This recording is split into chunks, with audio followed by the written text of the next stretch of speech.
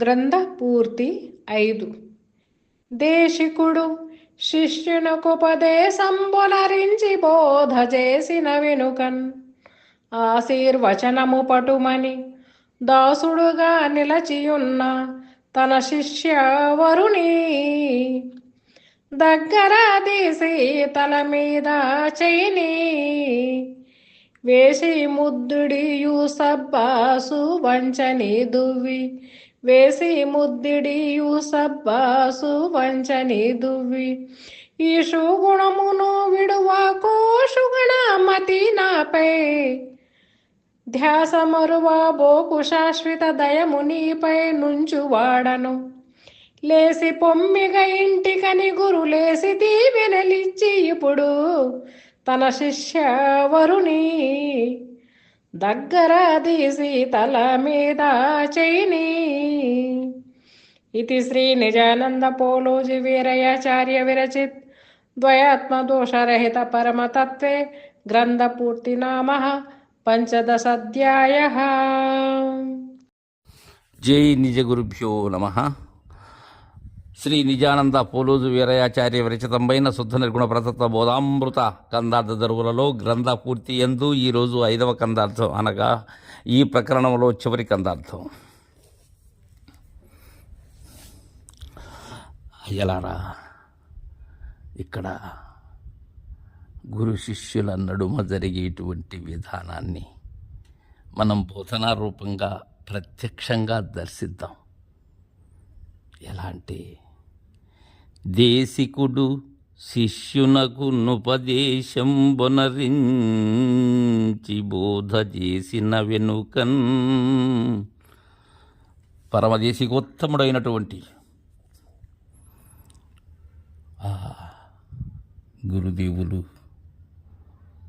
శిష్యునకు ఉపదేశాన్ని అందచేసి దానికి తగునైన బోధ శిష్యుడు అందుకునేటట్లుగా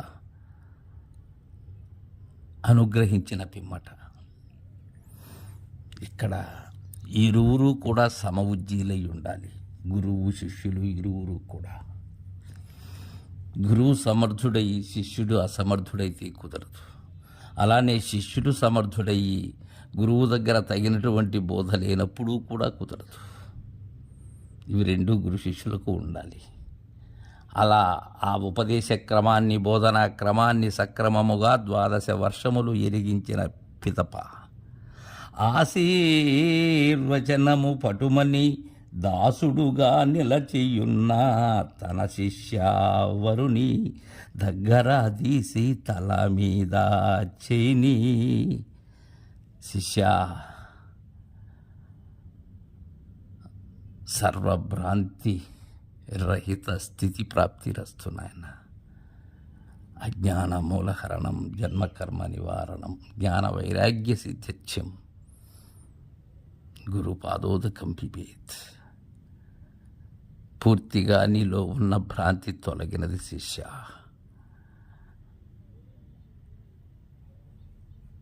ఇక శంక లేదు, ఏ సంశయమూ నీకు లేదు నాయన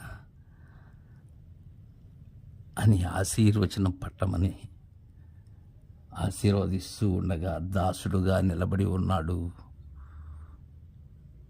శిష్యుడు. ఎంత మధురమైన సన్నివేశం అది! ఎంతటి భాగ్యమది! ధన్యత చెందినటువంటి వారికి అలాంటి మాన్యులైన గురుదేవుని సత్కృప లభిస్తుంది. ఆ విధంగా నిలిచి ఉన్నటువంటి ఆ శిష్యవరుడు, శిష్యోత్తముడు ఆ శిష్యుని దగ్గర తీసి తల మీద చేయిని, శిరస్సు మీద తన దక్షిణ హస్తాన్ని ఉంచాడు. చేయిని వేసి ముద్దిడియు షబ్బాసు నంచని దువ్వి ఈ సుగుణమును విడువాకో సుగుణమతి నాపై. చేయి వేసి దగ్గరకు తీసుకుని నుదుటి మీద ముద్దు పెట్టుకున్నాడు, ముప్పిరి కొన్నాడు. ఆ సన్నివేశం మనకు ప్రత్యక్షం కావాలి. ఎంత లాలన, ఎంతటి పాలన అది! షబాస్ అన్నాడు. గురువు దగ్గర షబాస్ అనిపించుకోవటం ఆషామాషి కాదు. గురువు యొక్క కరుణ పొందటం కూడా సామాన్యమైనటువంటి విషయం కాదు. షబాసునంచని దువ్వి తలను నిమురుతూ ఉన్నాడు. ఈ సుగుణమును విడువకో సుగుణమతి. ఈ సుగుణం ఏదైతే ఉన్నదో సుగుణాల రాశివి, దీన్ని ఏనాడు ఇక విడువకు.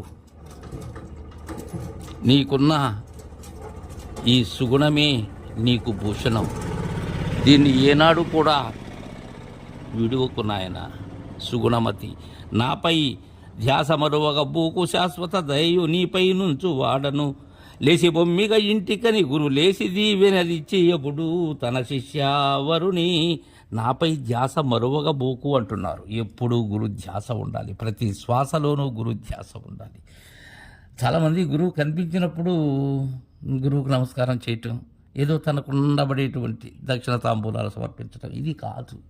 నిరంతరం గురువు నా నేత్ర కమలంలో కొలువు ఉండాలి. నా హృదయ కమలంలో ప్రతిష్ఠితమై ఉండాలి. నిరంతరం నా అంతర్బాహ్యముల యందు గురు స్వరూపమే నాకు ప్రత్యక్షమవుతూ ఉండాలి. అప్పుడు శాశ్వత దయయు నీపై నుంచి వాడను అంటున్నారు. ఏదో శిష్యుని మీద ఇప్పుడు దయ ఉండి మరలా శిష్యుని మీద అలా కాదు. ఎప్పుడూ ఏకప్రకారముగా ఉంటాడు గురువు. శిష్యులే ఒక్కోసారి మా గురువుగారు నాకు సరిగా ఇది కావట్లేదు, సరిగా ఏదో అనుకుంటూ ఉంటారు, భ్రమ. లేచి పొమ్మిగా ఇంటికని నాయన చాలు. నీ ఆశయము దేనికోసమైతే వచ్చావో, ఏ ఆసక్తితో వచ్చావో, ఎంత శ్రద్ధగా ఉన్నావో, ఎంత శ్రద్ధగా శుశ్రూషలు ఆచరించావో, దానికి తగ్గట్లుగా మా గురువు మీద ప్రమాణం చేసి చెప్తున్నాను శిష్య.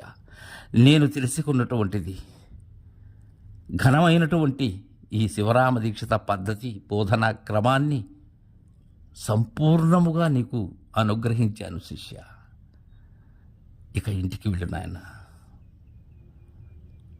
మన పూర్వీకులు మనకు అందించినటువంటి గృహస్థ ధర్మం ఏదైతే ఉన్నదో దానిని చక్కగా ఆచరించు, చక్కగా నిర్వర్తించు.